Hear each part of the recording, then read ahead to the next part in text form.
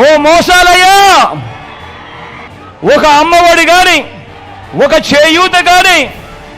ఒక ఆసరా కానీ, ఒక సున్నా వడ్డీ కానీ, ఒక రైతు భరోసా కానీ, ఒక ఈబీసీ నేస్తం కానీ, ఓ జగనన్న చేదోడు కానీ,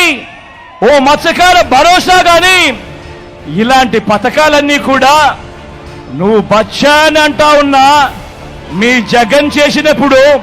నువ్వెందుకయ్యా 14 సంవత్సరాలు ముఖ్యమంత్రిగా ఉండి నువ్వెందుకయ్యా ఇలాంటిది ఒక్కటంటే ఒక్కటి కూడా చేయలేదు?